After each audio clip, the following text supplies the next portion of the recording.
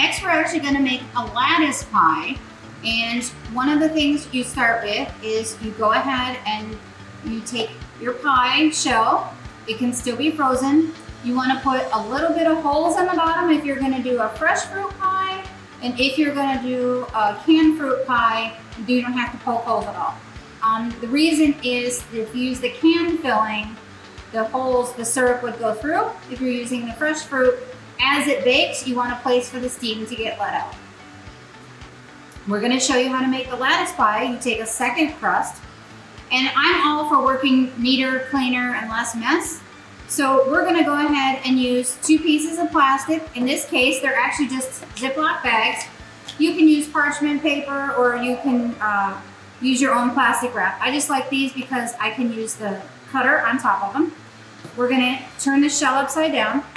You notice when we did the double shell, we took the rim off. Here, we don't have to. We're gonna take advantage of all that dough so we don't waste. Our pie crust is fully thawed. And this is one of the few times we're gonna actually use the rolling pin.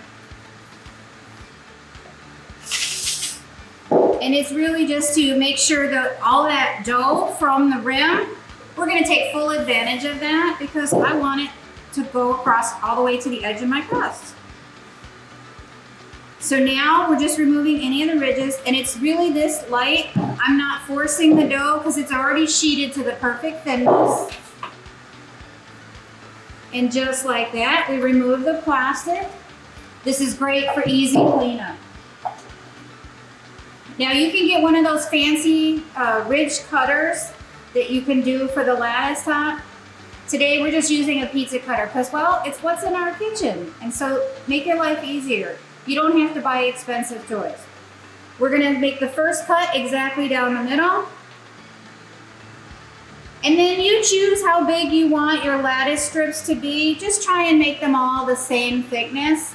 So if you want them thumb thick or pencil thin, you decide. Just try and make them all the same. As best you can. It doesn't have to be perfect because it's pie.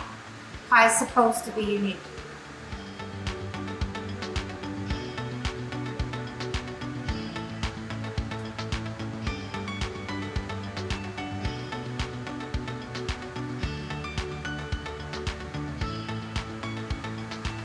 All right, so good enough, we made our strips. Now, we're gonna show you how to lay them on the pie. You're gonna always start with the longest piece. See how beautiful and easy that is to lift up? We're just laying it across. It's going across the center of the pie. We still have some that's sticking out on the edges, okay? Leave that room because it'll help you as you're trying to build your lattice to have something to hold on to. And at the end, when you crimp it, it'll come off perfect. Each time you put a layer down, you turn your pie halfway. Turn it again. And you're gonna see how this starts to actually create lace. Now, if you wanna get super fancy, you can lift the first one.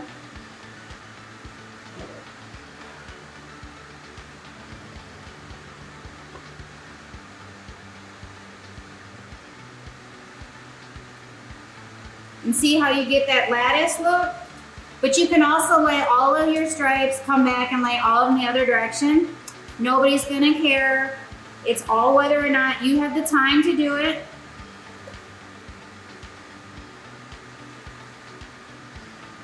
And you see how we're working from the longest ones to the shortest ones.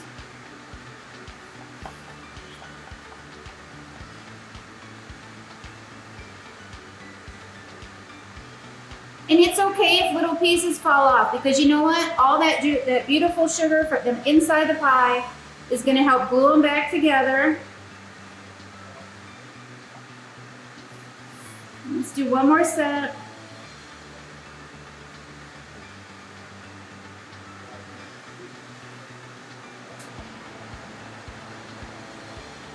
And I think we can get one more in the little one.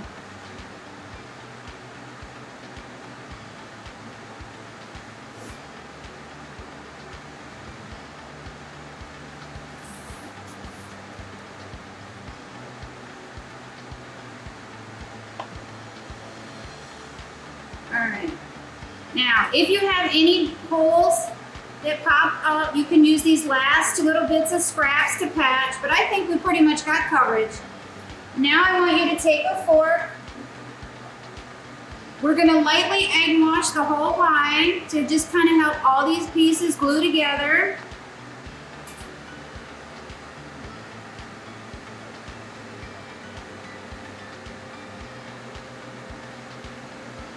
This gives you that golden brown and delicious appearance.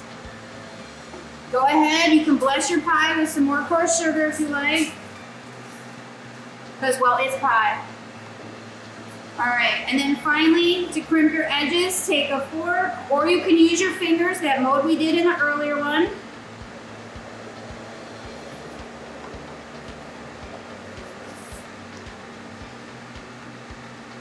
This helps crimp your edges and trim that excess.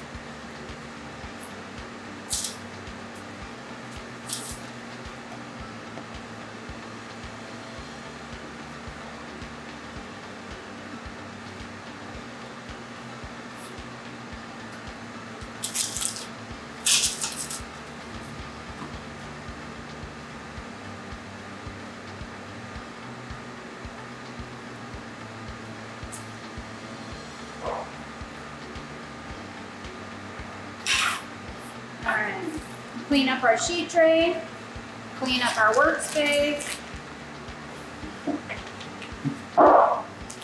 Okay, no mess on the counter. If you have a little bit of rough edges, feel free to tap just in. That way nothing's gonna burn from sticking out.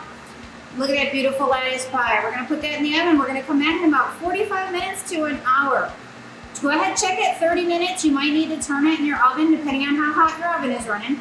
And we'll be right back.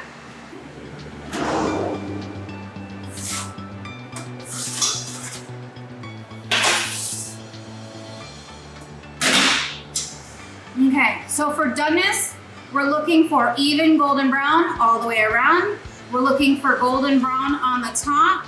You want to make sure there's no softness in your crust. That way you know it's fully baked on the inside just as well.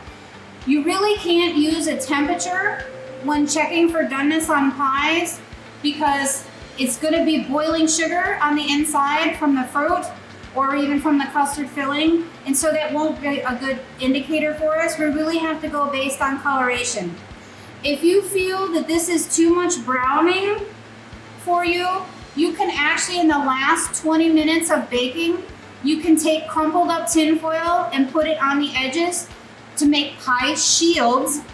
You can buy them, but they're kind of expensive, and then you have to figure out where to store them the rest of the year.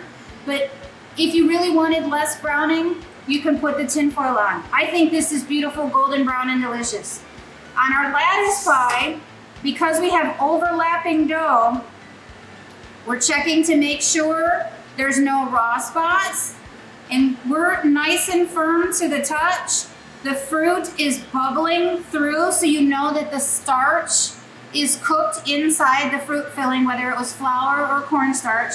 So that way you know that when it cools, that juice is gonna set up for you, but you're gonna have to let it cool all the way before you cut and serve it to make sure the juice sets up nice. Our pies are beautiful. We're gonna go ahead and stop and take a break.